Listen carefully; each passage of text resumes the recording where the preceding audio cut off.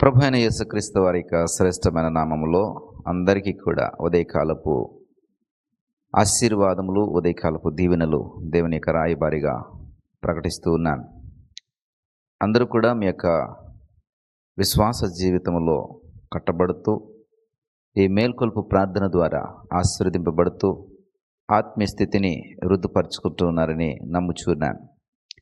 కొద్దిమంది ఈ మేల్కొల్పు ప్రార్థన వీక్షకులు, విశ్వాసులు ఫోన్లు చేస్తూ ఉన్నారు.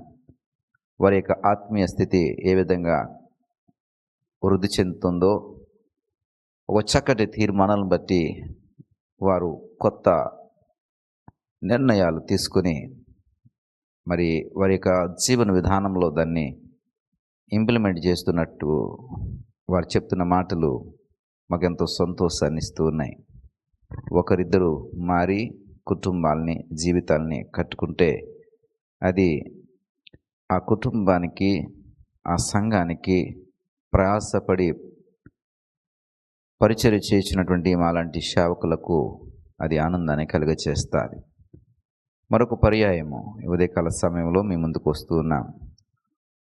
ఊజు దేశమందు యోబు అనేటువంటి ఒక యథార్థవంతుడు, నీతిమంతుడు, న్యాయ వర్తనుడు, దేవుని యందు భయభక్తులు కలిగిన వాడు, బహుగా అభివృద్ధి చెందినవాడు, ఆశీర్వదింపబడినవాడు మనకు కనబడతాడు.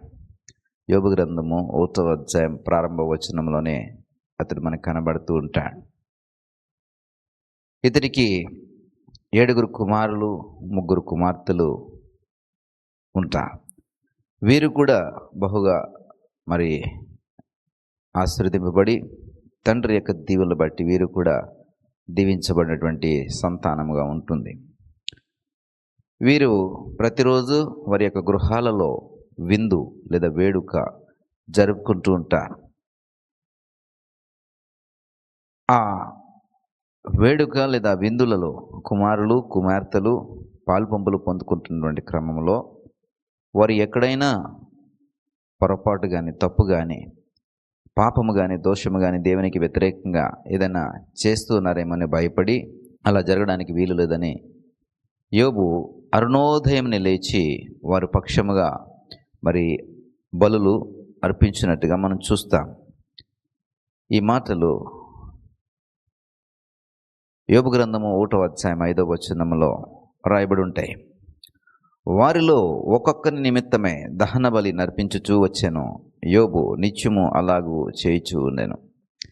ఒక్కొక్కరి నిమిత్తము 10 మంది టోటల్గా 7 కుమారులు, 3 కుమార్తెలు కదండి. అలాగే వారికి కలిగినటువంటి కుటుంబాలు. ఈ విధంగా ఒక్కొక్కరి నిమిత్తము అరుణోదయం లేచి ఈ అర్పణ చెల్లించేటటువంటి వ్యక్తిగా, దహన బలి అర్పించే వ్యక్తిగా యోబు కనబడుతూ ఉన్నాడు. అలాగ నిత్యము చేస్తున్నాడు. వారానికి ఒకసారో, నెలకు ఒకసారో కాదు.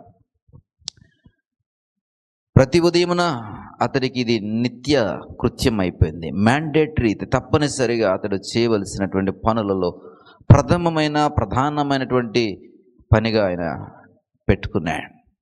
అంటే ఆ కుటుంబం పట్ల, ఆ కుటుంబ పెద్దకి, ఆ తండ్రికి ఉన్నటువంటి భారం చూడండి.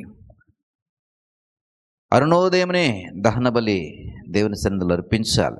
ఎందు నిమిత్తం అంటే ఏదైనా తప్పు, పాపము, దోషము ఎవరి ద్వారానైనా దేవునికి వ్యతిరేకంగా జరిగిందేమో అని ఆ ఆలోచన యోబుని ప్రతిరోజు అనునిత్యము ఈ యొక్క దహన బలి అర్పించే ఒక క్రమశిక్షణకు అలవాటు చేసింది. ప్రియ సహోదరుడా, సహోదరి, నీ కుటుంబంలో నీ ద్వారా, నీ భార్య ద్వారా, నీ బిడ్డల ద్వారా, నీ సంబంధికుల వల్ల ఇలాంటి పొరపాట్లు, అతిక్రమములు, పాపములు, దోషములు జరగడానికి 100% అవకాశము లేదంటారా? ఖచ్చితంగా ఉంది.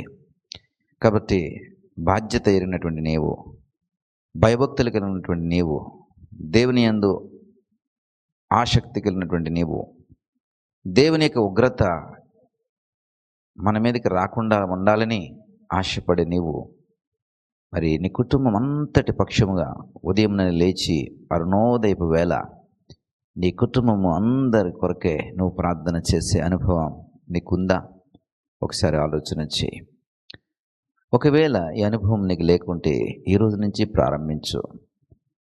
నీ కుటుంబం ఇంకా నిద్రలో ఉంటూ ఉండగానే ఒక బాధ్యత కలిగినటువంటి కుటుంబ పెద్దగా, బాధ్యత కలిగినటువంటి ఒక కుటుంబ ఇల్లాలుగా లేదా ఇంటి యజమానుడిగా ఇద్దరూ కలిసి, భార్యాభర్తలు ఇద్దరు కలిసి లేచి ప్రార్థన చేస్తే ఇంకా మంచిది.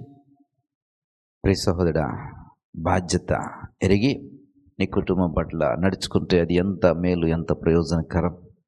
కాబట్టి ఈ చక్కటి అలవాటు నీవు అలవాటు చేసుకోవాలని ప్రభుపేట మనం చేస్తూ ఉన్నాను. ఈ అలవాటే యోబుని మహాశ్రమల నుండి తప్పించింది.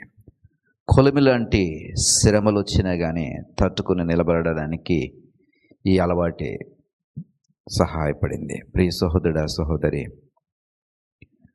ఈ రాబోయే దినాలు, భవిష్యత్ కాలము, శ్రమలు రావచ్చు, మహాశ్రమలు రావచ్చు, ఇబ్బందులు రావచ్చు.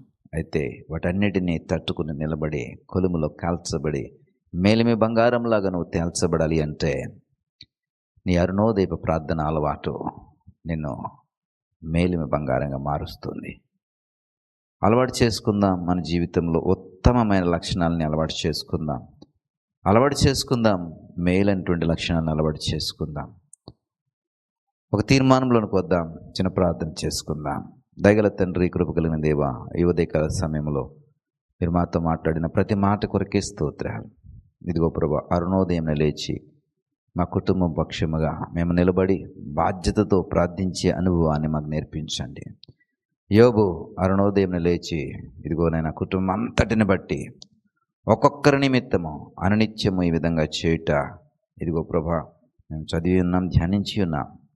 మేము కూడా మా కుటుంబ పక్షముగా బాధ్యత వహించటానికి, బాధ్యత నెరిగిన వారమే ప్రవర్తించటానికి, బాధ్యతలో ఉండడానికి మాకు సహాయం దయచేయండి. మా కుటుంబాన్ని సుందరముగాను, సమాధానకరంగాను, దీవెనకరంగాను మార్చుకోవడానికి సహాయం దయచేయండి. మహిమ, ఘనత, ప్రభావం మీరే పొందుకోమని యేసువారి నామమును బట్టి ప్రార్థించి వేడుకుంటున్నాం పరమ తండ్రి. ఆమేన్, ఆమేన్, ఆమేన్.